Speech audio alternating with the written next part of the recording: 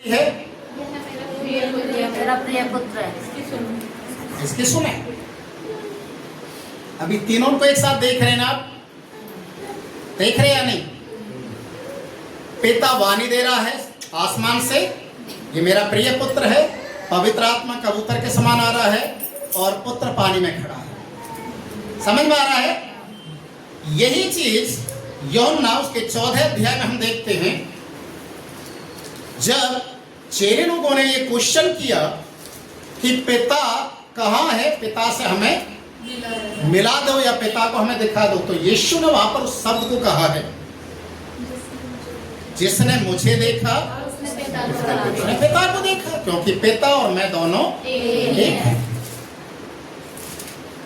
अच्छा, यूहन्ना रचित सुसमाचार 1 अध्याय उसका 18 पद भी आप पढ़ें। John chapter 1 verse 18।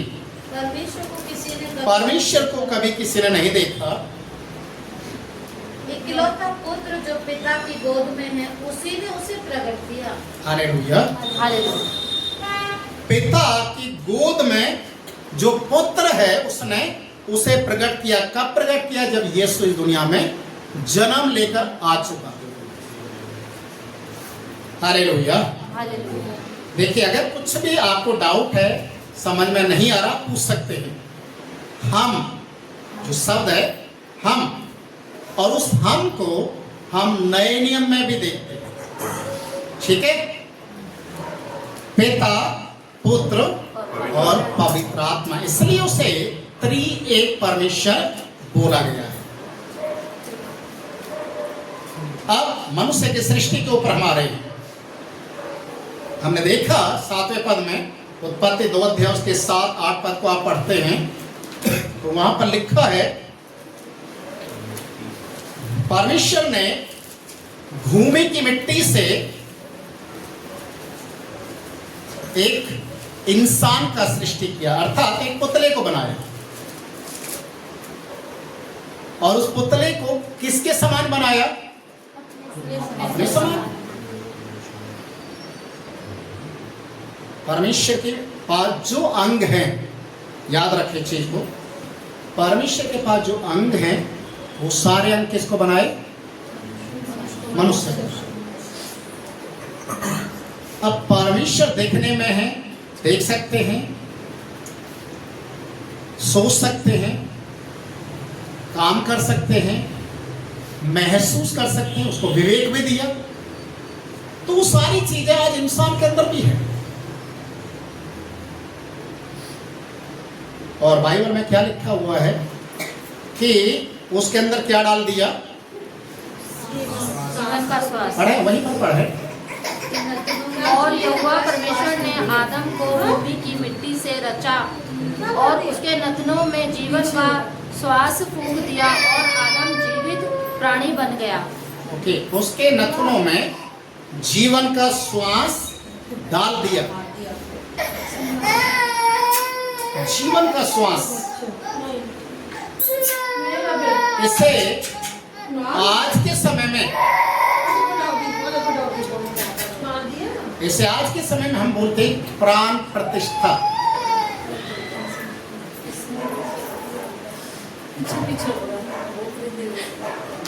प्राण प्रतिष्ठा मतलब किसी चीज के अंदर प्राण को डालना।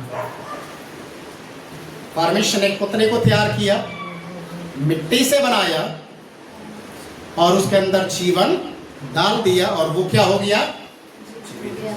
जीवित प्राणी बन गया। दुनिया में आज भी बहुत से लोग मिट्टी के पुतले बनाते हैं। आजकल तो जो अगर अमीर लोगों को देखते हैं तो वो सोने, चांदी और बहुमूल्य चीज़ों का भी बनाते हैं। थोड़े मिडल टाइप के तो पत्थरों से बनाते हैं, आकार बना देते हैं, रूप बना देते हैं, अंग बना देते हैं, और उनके अंदर जान नहीं डाल पाते। Hallelujah, hallelujah. ये सबसे पहला हम देखते हैं, इंसान को परमेश्वर ने मिट्टी से बनाया। किससे बनाया? मिट्टी से। पर आप शायद इस बात को भी आपको जानना बहुत जरूरी है। जब हम लोग स्टडी करते हैं, जब स्कूल में कॉलेज में हम जाते हैं पढ़ने के लिए, और वहाँ पर हमें बहुत बार सिखाया जाता है कि इंसान का शुरुआत कैसे हुआ, कैसे बना, कहाँ से आया। कोई कहता है बंदर से आया। बंदर हमारे पूर्वज थे। बंदर हमारे पूर्वज थे। उसका आपने सीन भी देखा होगा। पहले ऐसे झुककर चलता था जैसे बंदर चलते हैं, हाँ। उसके बाद वो धीरे धीरे खड़ा हुआ, उसका बुद्धि विकसित हुआ, वो 2 पैरों के बल आ गया। फिर उसके बाद वो आदि मानव जैसा दिखाई देने लग गया, फिर धीरे धीरे इंसान बन गया। और हम देखते हैं कि वो 3-4 कैटेगरी से गुजरने के बाद एक इंसान के रूप में वो बनकर खड़ा हो जाता। एक मैंने ऐड देखी, वो थी दिमाग की बत्ती जला दे, मिंटोस। बंदर को मिंटोस दिया, वो इंसान बना। और ऐसी ऐसी ऐड दिखा देते हैं, लोग ऐसा सोचते हैं कि अगर जब बंदर से मिंटोस खाने से बंदर इंसान बन सकता है, और इंसान अगर मिंटोस खाएगा तो क्या बन जाएगा? वापस बंदर बन सकता है क्या? नहीं। हाँ, वास्तव में ये कंपनी वाले बंदर ही बना रहे लोगों को, वो नचा रहे हैं। बंदर से इंसान बन गया मिंटोस खाने से, और इंसान अगर मिंटोस खाएगा तो बंदर क्यों नहीं बन रहा? दूसरा, हम साइंस में सीखते हैं इंसान का जो शुरुआत है वो एक अमीबा से हुआ। जाली टाइप, जेली जो होते हैं, जेली है जिसका कोई आकार नहीं था, उससे उसका शुरुआत हुआ। ये साइंस भी बताती है, इसके विषय में बताती है और बंदर के विषय में। पर कहीं ना कहीं ये दोनों चीजें बाइबल के अनुसार सही नहीं है। क्यों? अब इसको प्रूफ करेंगे। क्या आज के समय में बंदर नहीं है? हैं। क्या आज के समय में चिंपांजी नहीं है? है? चिंपांजी मतलब चिंपांजी, हाँ, बंदर जैसे जाता रहता है ना, गोरिल्ला। चिंपांजी बोलते, गोरिल्ला बोलते, कई सारी चीज नाम लेते हैं। क्या आपने कभी भी ऐसा सुना है किसी बंदर से या किसी चिंपांजी से इंसान का बच्चा पैदा हुआ है? कभी नहीं सुना होगा। अच्छा, आप हाथ मार रहे हैं। ओके, ठीक है। क्या कभी आपने इंसान के विषय में ऐसे सुना है कि इंसान से कोई चिंपांजी पैदा हो रहा हो या बंदर पैदा हो रहा हो? वो भी नहीं सुना होगा। तो कहीं ना कहीं ये बात विश्वास योग्य नहीं है। ये एक मन गढ़ंत बातें भी इसको कह सकते हैं, या लोगों की अपनी सोच के अनुसार एक थ्योरी इसको हम कह सकते हैं। हालांकि लोग यहां तक प्रूफ कर चुके हैं बंदर के अंदर जो अंग होते हैं वो इंसान से काफी हद तक मिलते जुलते हैं, पर एक चीज डिफरेंस है। एक चीज, अरे जितने भी पशु पक्षी जानवर जितनी भी चीजों को आप देखेंगे उनमें और इंसान में एक चीज का डिफरेंस है। क्या है मालूम है? आत्मा इनमें नहीं है। आत्मा इनमें नहीं है। आत्मा केवल किसमें है? मनुष्य में। एक और बाजू सीखने में आता है, एक शब्द उसको कर्मा से जोड़ा जाता है। कर्मा, थोड़ा सा ध्यान देंगे तो आपको समझ में आ जाएगा मेरी बात में। कर्मा, आप जो जैसा करेंगे वैसा ही आपको उसका फल मिलेगा, जिसे कर्मा कहा जाता है या कर्म। अगर आप अपनी जिंदगी के अंदर पूरे जीवन भर में पहली जो बात है जो अक्सर सिखाई जाती है, समझाई जाती है, आपकी जो आत्मा वो मरती नहीं है। आपकी आत्मा मरती नहीं है, वो ट्रांसफर होती रहती है, ट्रांसफर होती रहती है, अलग अलग योनियों में जाएगी। 84 लाख योनि। अगर आप अपने जीवन के अंदर किसी चींटी को भी मार देते हैं तो अगले जन्म में आप चींटी बनेंगे और चींटी इंसान बनकर आपको मारेगी। ये कर्मा के अंदर लिखा हुआ है। अब मैं आपको एक चीज को भी क्लियर करने की कोशिश करूंगा। आपने किसी चीज को मारा और अगली बार आपका जन्म उस चीज में होगा जिसको आपने नुकसान पहुंचाया है, और वो इंसान बनकर आपको मारे। उन लोगों का क्या असर होगा जो मुर्गा काटते हैं, मछली काटते हैं, भेड़ बकरी काटते हैं। इसका मतलब तो उनके लिए तो कोई दूसरा जन्म है ही नहीं, है ना भाई। एक चीज को अगर आप नुकसान पहुंचा रहे तो अगले जन्म में आपको वही चीज बनना पड़ेगा। जो मुर्गा काटने वाले वो कितने जन्म लेंगे फिर? कहीं ना कहीं ये चीज भी सही नहीं है। मतलब एक गलत शिक्षा भी बोल सकते हैं, गलत थ्योरी भी कह सकते हैं इसको। परमेश्वर के वचन में हम यहाँ पर देख रहे हैं कि इंसान को परमेश्वर अपने स्वरूप में बनाता है, अपनी समानता में बना रहा है, और आप उसी के नीचे की ओर आप पढ़ते जाएंगे तो लिखा है जब परमेश्वर ने देखा कि मनुष्य अकेला है तो परमेश्वर ने एक योजना और बना दी। वो क्या योजना बना दिया? आदम का अकेला रहना अच्छा नहीं है, इसलिए उसके लिए क्या बना दिया? एक सहायक बना दिया। और सहायक कौन है? पत्नी। कैसे बनाया?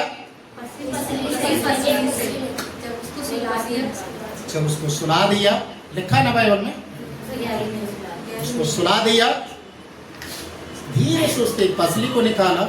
सबसे पहला ऑपरेशन तो परमेश्वर ने किया। हाँ, पसली को निकाला, उसको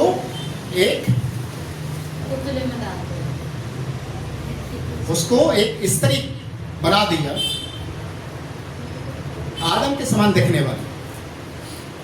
जो आदम के अंदर है वही सब स्त्री के अंदर भी डाल दिया। जैसी आदम की आंखें खुलती है, आदम क्या देखता है? अभी तक तो मेरे समान कोई दिखने वाला नहीं था पूरी दुनिया में, ये अचानक कहां से आ गई, है ना। तो जैसे ही खड़ा हुआ तो जिसके शरीर से कुछ अंग निकाल दिया जाता है उसको महसूस तो होता है ना। और शरीर को टटोलने लग गया तो मालूम चला उसकी तो एक पसली निकली हुई है। वो पसली किस में दिखाई दे रही है? आदम को पता चल गया कुछ तो गड़बड़ी है ना, ये अचानक कहीं बाहर से नहीं है, ये तो मेरे अंदर से निकली है। अब उसको क्या शब्द दे दिया? क्या शब्द दिया स्त्री को? तू नर में से निकली है इसलिए तू नारी कहलाएगी। ठीक है, नारी कहलाएगी। अब अगला क्वेश्चन आता है इसी में, पसली इंसान की कहाँ रहती है? कौन सी पसली और कौन सी साइड की निकाली होगी?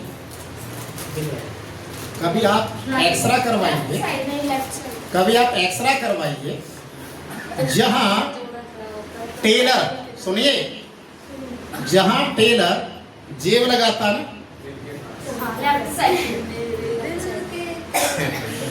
समझ में आ रहा है, जहां जेब लगाता है उसी जेब के नीचे दिल है और उसी दिल के नीचे से निकली हुई स्त्री है। समझ में आ गया? तो स्त्री आदमी के कहाँ रहती है? दिल के करीब।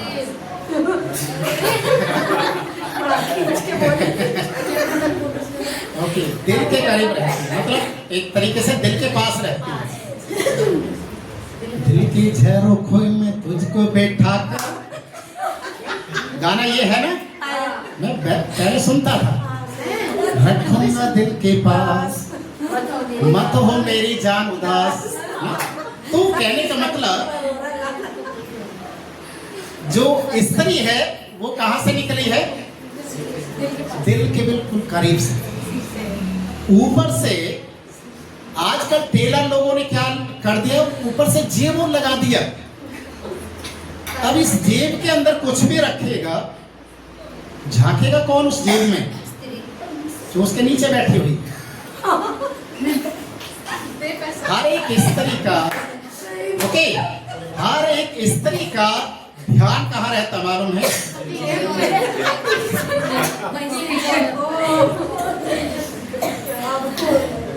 चलिए, थोड़ा समझदार भी हो गया।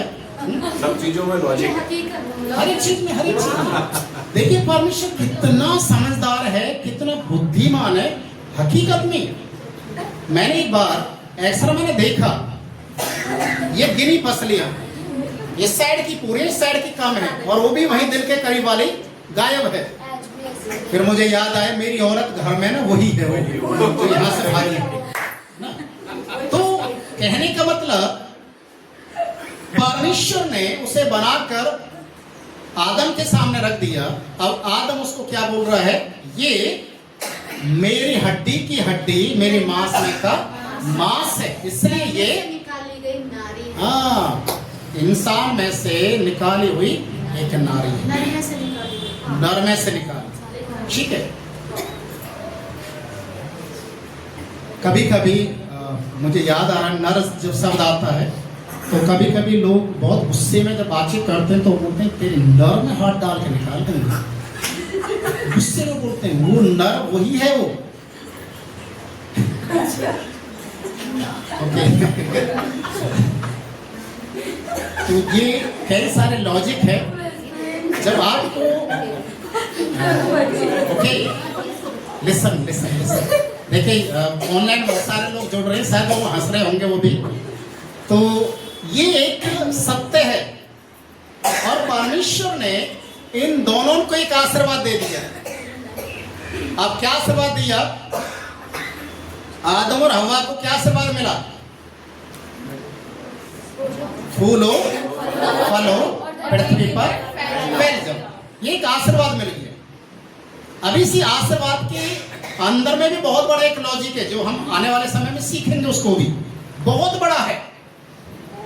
पर आज हम यहाँ पर एक चीज को देख रहे हैं कि परमेश्वर किस तरीके से दुनिया का निर्माण किया, और सबसे पहला मनुष्य को जब बनाया तो मिट्टी से बनाया।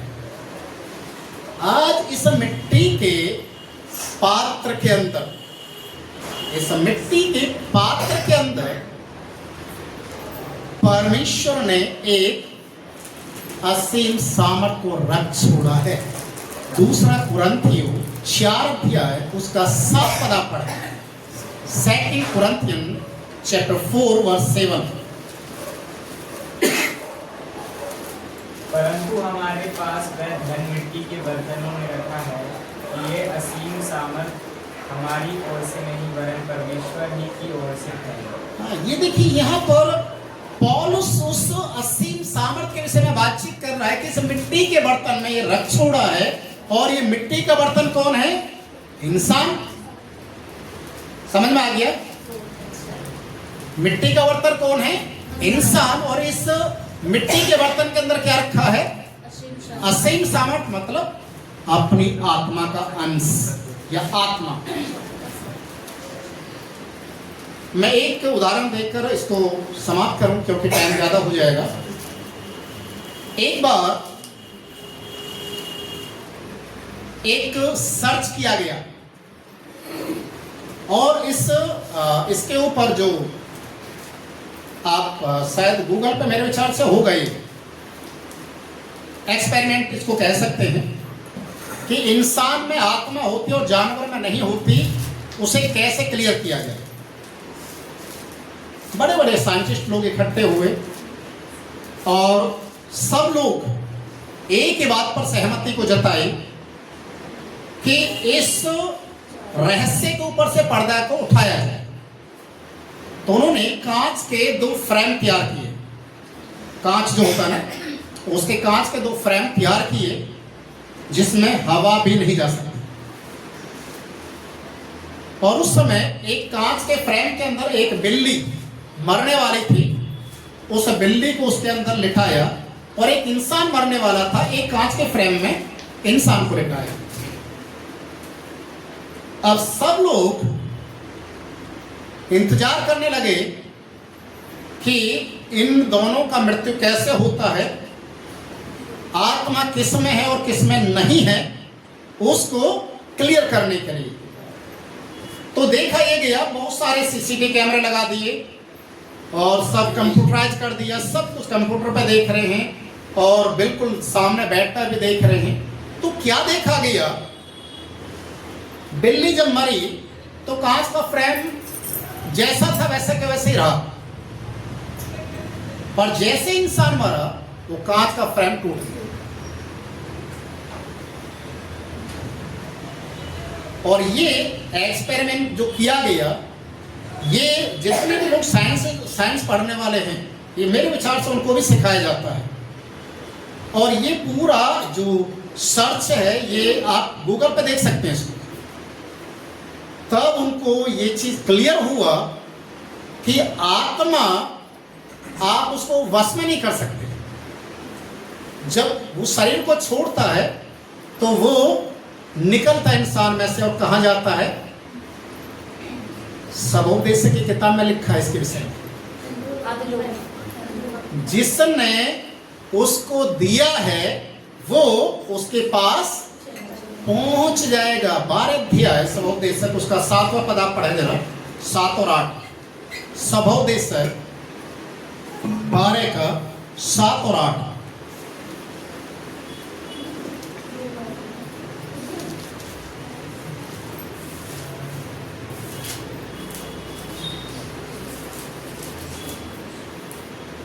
तब मिट्टी ज्यों की तो मिट्टी में मिल जाएगी, तब मिट्टी ज्यों की त्यों मिट्टी में मिल जाएगी और आत्मा परमेश्वर के पास जिसने उसे दिया है लौट जाएगी। देखिए ये एक सच्चाई है।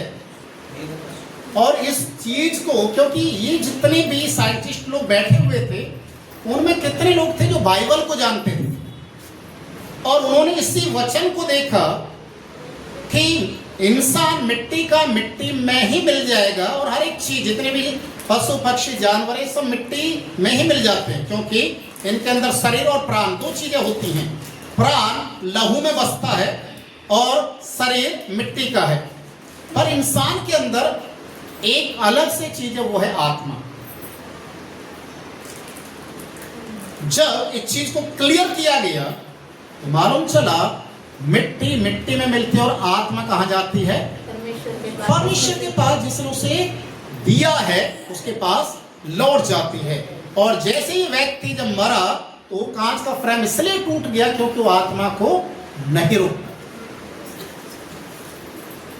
Hallelujah, hallelujah.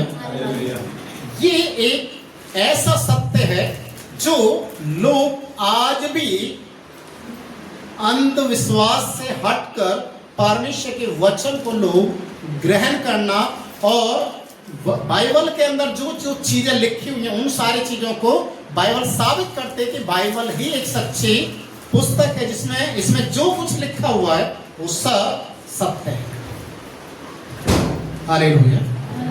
तो इसलिए आज हम इस बात को जानेंगे, बाइबल की रूपरेखा और हम एक एक अध्याय से हम लोग चलेंगे। और अगले जो मंडे उत्पत्ति 3 अध्याय को आप पढ़ के आए, 3 अध्याय से हम लोग बातचीत करेंगे, ठीक है। ये आपका होमवर्क है अगले सप्ताह के लिए। उत्पत्ति 3 अध्याय को एक बार नहीं 10 बार पढ़िए, 20 बार पढ़िए, और जो जो आपको क्वेश्चन उसमें निकले अपनी ओर से आप बना सकते हैं, आप बनाइए। फिर हम अगले सप्ताह उनको देखेंगे और इस तरीके से उत्पत्ति की किताब को हम सीखते हुए जाएंगे। प्रभु इस वचन से आशीष। आइए प्रार्थना।